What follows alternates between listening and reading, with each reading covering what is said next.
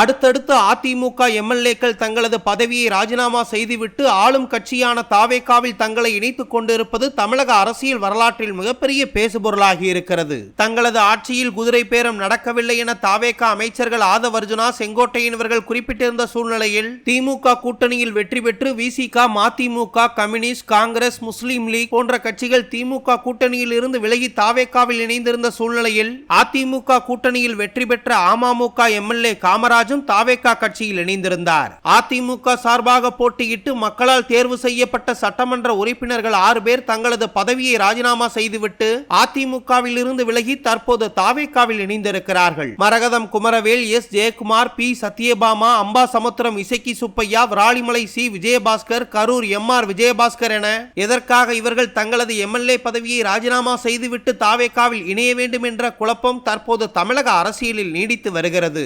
முன்னாள் அமைச்சர் விஜயபாஸ்கர் தாவேகாவில் இணைந்திருப்பது அதிமுகவினருக்கு மட்டுமல்ல, பல பேருக்கு மிகப்பெரிய ஆச்சரியத்தை ஏற்படுத்தி இருக்கிறது. காரணம், புரட்சி தலைவி அம்மையார் ஜெயலலிதாவின் தீவிர விசுவாசியுமாக புதுக்கோட்டை மாவட்ட அதிமுகவின் முகமாக வலம் வந்தவர்தான் டாக்டர் சி விஜயபாஸ்கர். புதுக்கோட்டை மாவட்டத்தை பூர்வீகமாக கொண்ட இவர் சிதம்பரத்தில் ராஜா முத்தையா அரசு மருத்துவக் கல்லூரியில் தனது MBBS பட்டப்படிப்பை முடித்தவுடன் கடந்த 2001ஆம் ஆண்டு தனது 27 வயதில் புதுக்கோட்டை சட்டமன்ற தொகுதியில் அதிமுக சார்பாக வெற்றி பெற்று ஒரு எம்எல்ஏவாக தேர்ந்தெடுக்கப்பட்டார். தொடர்ச்சியாக நடந்த 4 சட்டமன்ற தேர்தல்களிலும் விராலிமலை தொகுதியில் போட்டியிட்டு எம்எல்ஏவாக தேர்ந்தெடுக்கப்பட்ட டாக்டர் சி விஜயபாஸ்கர் கடந்த 2013 முதல் 2021 வரை சுகாதாரத்துறை அமைச்சராகவும் பணியாற்றியிருக்கிறார். இந்த சூழ்நிலையில் விராலிமலை தொகுதியில் வெற்றி பெற்ற டாக்டர் சி விஜயபாஸ்கர் தனது எம்எல்ஏ பதவியை ராஜினாமா செய்துவிட்டு ஆளும் கட்சியான தாவேகாவில் தன்னை இணைத்துக் கொண்டிருப்பது அதிமுகவினர் மத்தியில் மிகப்பெரிய அதிர்ச்சியை ஏற்படுத்தியிருக்கிறது.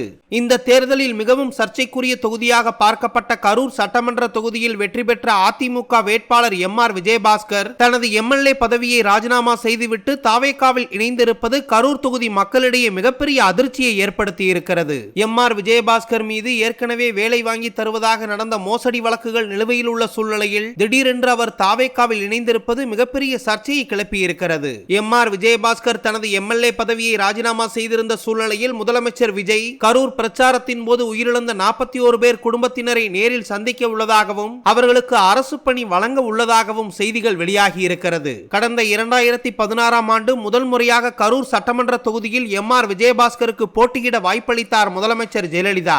அந்த தேர்தலில் வெற்றி பெற்று போக்குவரத்து துறை அமைச்சராக பதவி வைத்த எம்.ஆர். விஜயபாஸ்கர் அந்த நேரத்தில் வேலை வாங்கி தருவதாக பல பேரிடம் பணம் பெற்று மோசடி செய்ததாக இன்றும் அவர் மீது வழக்குகள் நிலுவையில் இருக்கிறது.